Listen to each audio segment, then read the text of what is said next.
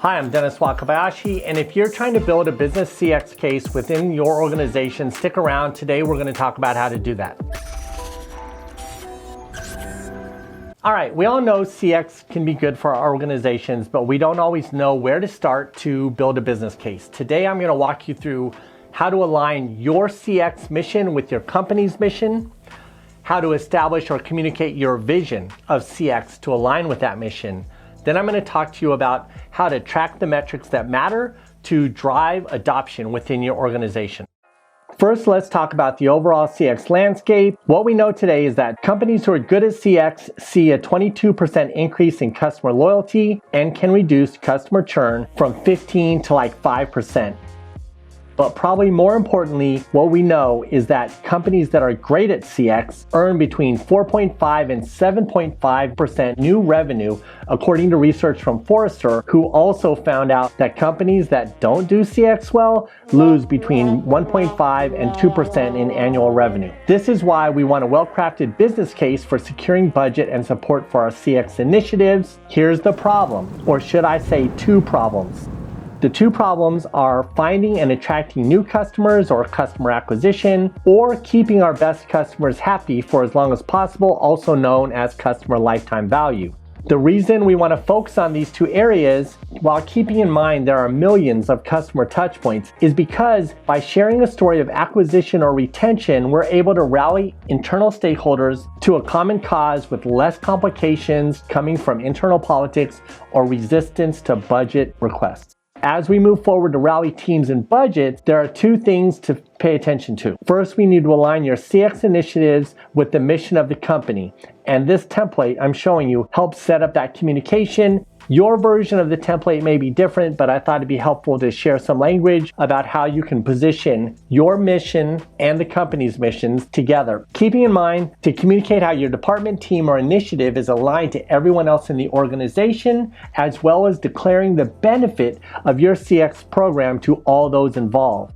There's a link to this in the description below. After you have your mission aligned, you're going to want to convey your vision. Your vision should be both focused on growing the number of new customers and keeping existing customers happy. This template should help you tell that story, and again, there's a link in the description below. If you're not aligned directly to acquiring new customers or retaining customers, your CX initiative, it may well need to be rolled up into another CX initiative. It's just how it plays out. If you want to establish an enterprise level program, if you're a smaller business, certainly you can focus on a touch point, but keep in mind, it's not about the touch points, it's about the revenue.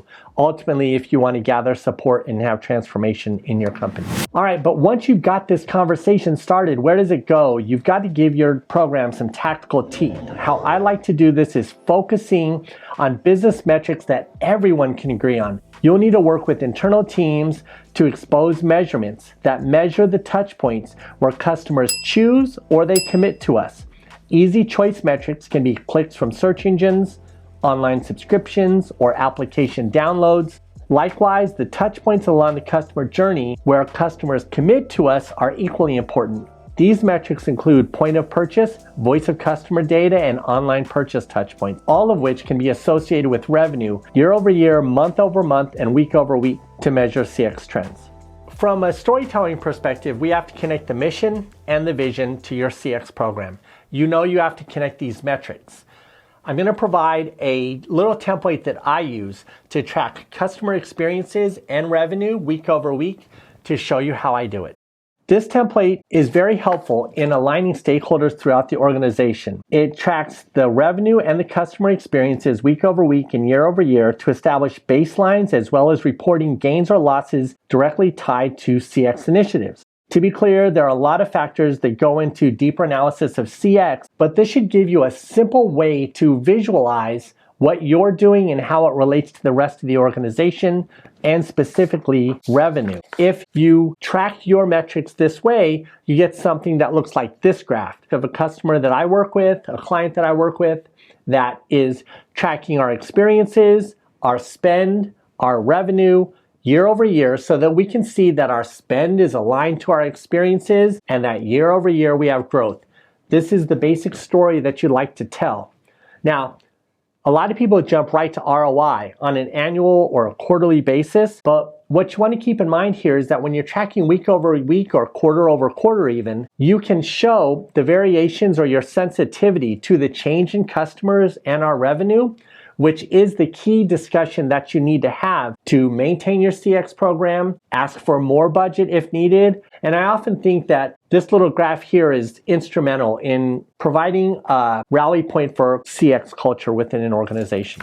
All right, so that's basically it. Mission, vision, metrics. But before we go, I promised to share with you some good insights. I recently got back from Customer Contact Week where I ran into a leader. If you're following me on other channels, you know I have a podcast I call CX in the Wild, where I just randomly find people, and if they say something cool, I do a podcast about them. Link to the podcast in the description below.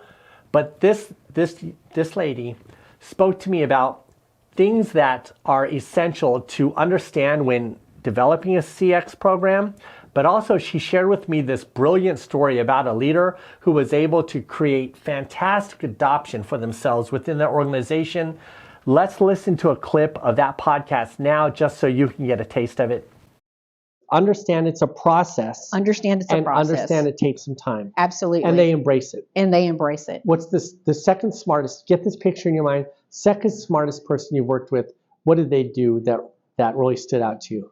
One thing that one of my partners did that I thought was just absolutely brilliant, and this is from an adoption standpoint. I might be bleeding over into problems a little bit, but I thought this was just absolutely brilliant. Before they ever took our data and really rolled it out to the masses, they started almost like an advertising campaign.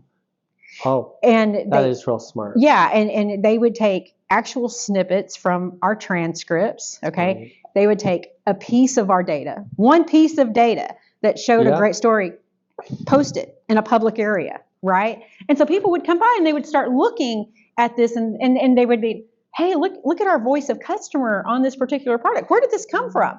And so they created all of this analytical curiosity before they ever rolled out the data in its entirety, and people were so hungry for it. They were so hungry for it. You know what? Every executive leader should be running an internal ad campaign. Yes. All right, I love that. All right, with that said, I'm Dennis Wakabayashi. Thank you for showing up this week. Next week, we'll be talking about dispelling a lot of misconceptions about CX. If you have any questions, leave them in the comments below. I'm happy to respond to them there. If you'd like to connect with me in person, the link to my LinkedIn profile is below as well. I hope to see you next week. Until then, thank you for tuning in. And remember, the future of CX is in your hands.